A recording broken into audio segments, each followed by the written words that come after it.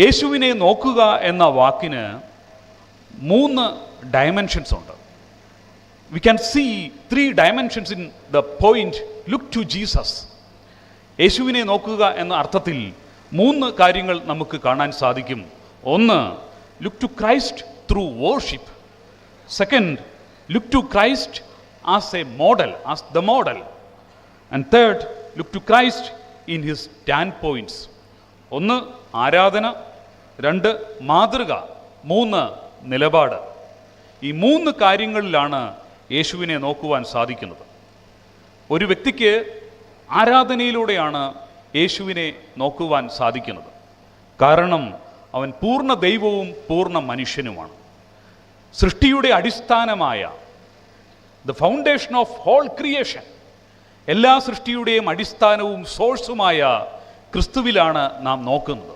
ക്രിസ്തു നമുക്ക് ദൈവത്വത്തിൻ്റെ പൂർണ്ണതയാണ്. പിതാവാം ദൈവം പൂർണ്ണ ദൈവമായിട്ട് ഭൂമിയിലേക്ക് വന്ന അനുഭവത്തെയാണ് ഓർത്തഡോക്സ് വേദശാസ്ത്രം പഠിപ്പിക്കുന്നത്. പൂർണ്ണ ദൈവമാണ്. ഒരു അമ്മയുടെ കരങ്ങളിൽ താരാട്ട് പാടി ഉറക്കുന്ന സന്ദർഭത്തിൽ പോലും പൂർണ്ണ ദൈവമായിട്ട് ആ അമ്മയുടെ മടിയിൽ കിടക്കുന്ന കുഞ്ഞിനെ സംബന്ധിച്ചാണ് നമ്മുടെ വേദശാസ്ത്രം നമ്മെ പഠിപ്പിക്കുന്നത്.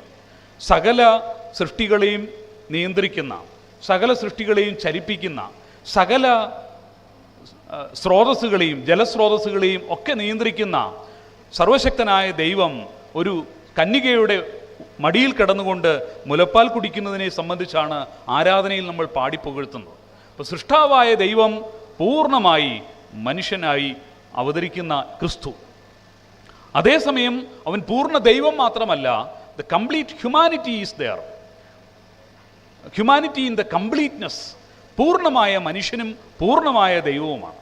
മനുഷ്യത്വത്തിൻ്റെ പൂർണ്ണത കാണണമെങ്കിൽ യേശുവിലേക്ക് നോക്കണം. ദൈവത്വത്തിൻ്റെ പൂർണ്ണതയും മനുഷ്യത്വത്തിൻ്റെ പൂർണ്ണതയും നാം കാണുന്നത് യേശുവിലാണ്. ഒരു മനുഷ്യൻ എങ്ങനെ ജീവിക്കണമെന്ന് നോക്കണമെങ്കിൽ യേശുവിലേക്കാണ് നോക്കേണ്ടത്. ഒരു മനുഷ്യൻ എങ്ങനെ സ്നേഹിക്കണമെന്ന് പഠിക്കണമെങ്കിൽ യേശുവിലേക്ക് നോക്കണം.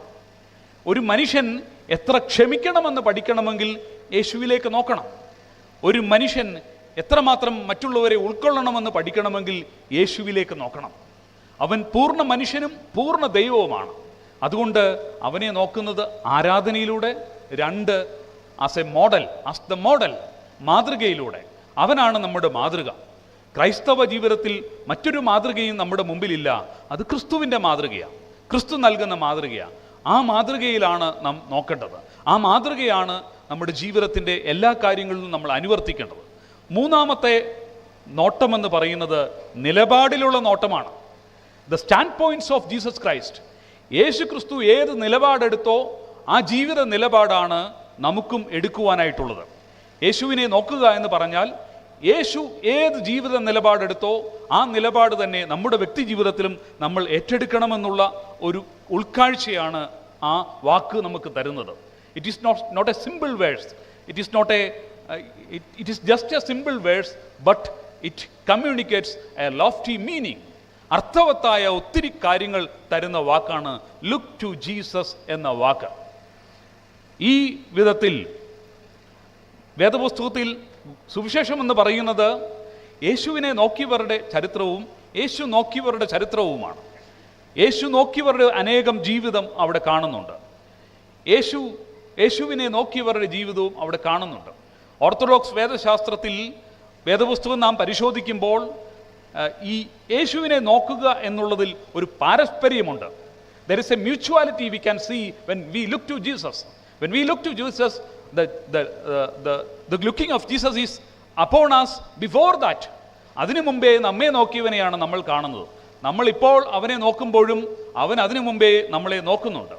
139 സങ്കീർത്തനത്തിൽ പറയുന്നു, നീ ഒന്നുമില്ലാതിരുന്നപ്പോൾ, നിന്റെ അമ്മയുടെ ഉദരത്തിലായിരുന്നപ്പോൾ ഞാൻ നിന്നെ കണ്ടു എന്ന് പറയുന്നുണ്ട്. നഥാനിയേൽ തൻ്റെ അടുക്കലേക്ക് വരുമ്പോൾ നഥാനിയേലോട് ക്രിസ്തു പറയുന്നത്, നീ അത്തിയുടെ ചോട്ടിലിരിക്കുമ്പോൾ തന്നെ ഞാൻ നിന്നെ കണ്ടു എന്നാണ്. അതുകൊണ്ട് ഈ വാക്കിന് ഒരു മ്യൂച്വാലിറ്റി ഉണ്ട്. നാം അവനിലേക്ക് നോക്കുമ്പോഴും അവൻ നമ്മിലേക്കും ഒരുപോലെ നോക്കുകയാണ്. നാം അവനെ നോക്കുന്നതിന് മുമ്പേ അവൻ നമ്മിലേക്ക് നോക്കിയിട്ടുണ്ട്. നാം അവനെ വിളിക്കണമെന്നോ അവനെ നോക്കണമെന്നോ ചെറിയ ചിന്ത പോലും മനസ്സിൽ ഉരുവിടുന്നെങ്കിൽ ആ ഉരുവിടുന്നതിന് പിന്നിൽ അവൻ്റെ ഒരു നോട്ടം നമ്മിലേക്കുണ്ടായതുകൊണ്ടാണ് എന്ന് നാം മനസ്സിലാക്കേണ്ടതുണ്ട്. അവൻ നോക്കിയത് കൊണ്ട് നാം നോക്കുക എന്നുള്ളത് നമ്മുടെ ദൗത്യമാണ്. നമുക്ക് നോക്കാനോ നോക്കാതിരിക്കുവാനായിട്ടുള്ള സ്വാതന്ത്ര്യവും ദൈവം നമുക്ക് തന്നിട്ടുണ്ട്. യേശുവിലേക്ക് നോക്കുക എന്ന് പറയുന്ന വാക്കിൻ്റെ അർത്ഥം ശക്തമായിട്ട് നാം ഈ ദിവസങ്ങളിൽ നാം പഠിക്കുന്നുണ്ട്.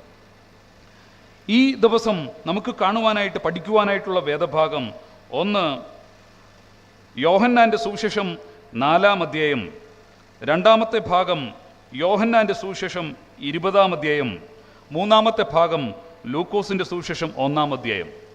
ഈ 3 ഭാഗത്ത് നിൽക്കുന്ന 3 സ്ത്രീരത്നങ്ങൾ, 3 വനിതകൾ യേശുവിനെ നോക്കിയവരാണ്. അവർ എങ്ങനെയാണ് നോക്കിയത്?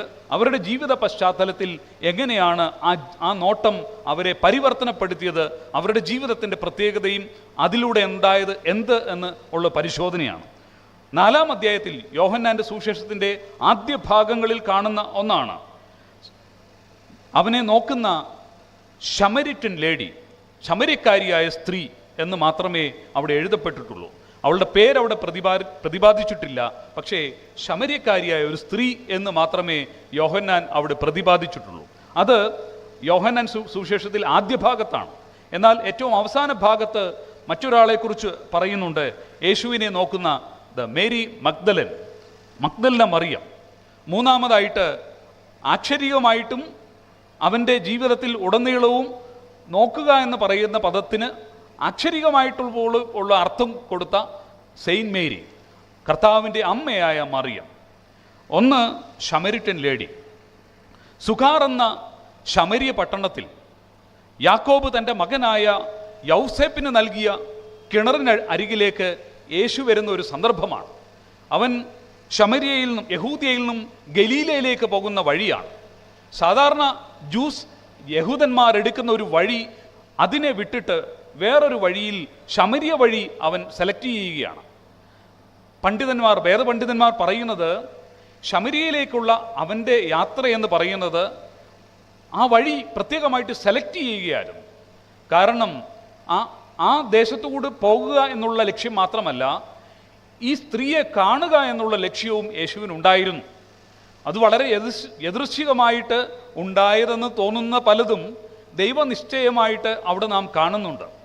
കാരണം യദൃശ്ചികമായി ഉച്ച സമയത്ത് ആ കിണറിൻ്റെ അരികിൽ ദാഹിച്ചു വരുന്ന ക്രിസ്തുവും ആ സമയത്ത് വെള്ളം കോരുവാൻ വരുന്ന ഒരു സ്ത്രീയുമാണ്.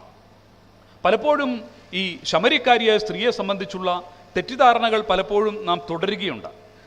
അവളെ സംബന്ധിച്ച് കാലാകാലങ്ങളായിട്ട് വ്യാഖ്യാനിച്ചു കൊണ്ടിരിക്കുന്നത് അവൾക്ക് 5 ഭർത്താക്കന്മാരുണ്ടായിരുന്നു, 6ാമത്തെ പുരുഷനോ ഇപ്പോൾ അവളുടെ ഭർത്താവല്ല എന്ന് രേഖപ്പെടുത്തിയിരിക്കുന്നത് കൊണ്ട് അവളുടെ ജീവിതത്തെ ഒരു സ്റ്റിഗ്മയോടുകൂടി കാണുവാൻ അന്നത്തെ സമൂഹം എങ്ങനെ ശ്രമിച്ചുവോ അതുപോലെ നമ്മളും ശ്രമിക്കുന്ന ഒരു ശ്രമം പലപ്പോഴും ഉണ്ട്.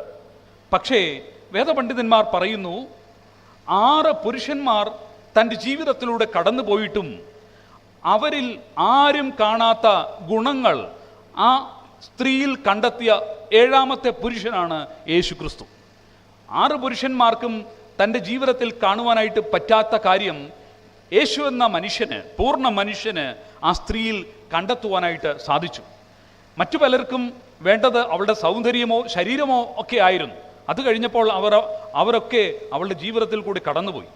6ാമത്തെ പുരുഷനും അതുവഴി കടന്നു പോകുന്നുണ്ട്. പക്ഷേ ഈ പുരുഷൻ, ഈ മനുഷ്യൻ, യേശു എന്ന മനുഷ്യൻ അവളുടെ അടുക്കൽ വരുമ്പോൾ അവളുടെ ഇൻ്റലക്ച്വൽ ക്യൂരിയോസിറ്റി, അവളുടെ spiritual questions regarding the worship, ആരാധനയെ സംബന്ധിച്ചുള്ള അവരുടെ ചോദ്യം, അവളുടെ ബൗദ്ധികമായ ചിന്തകൾ, അവളുടെ സഭയെക്കുറിച്ച് അല്ലെങ്കിൽ ആരാധനയെ മതത്തെക്കുറിച്ചുള്ള ചിന്തകളൊക്കെ വളരെ ലളിതമായിട്ടോ ലഘുവായിട്ടോ കണ്ടിരുന്ന പുരുഷന്മാരുടെ ഇടയിൽ അതിനെ വളരെ വലുതായിട്ട് കാണുന്ന ഒരു പുരുഷനെയാണ് യേശുവിൽ കാണുന്നത്.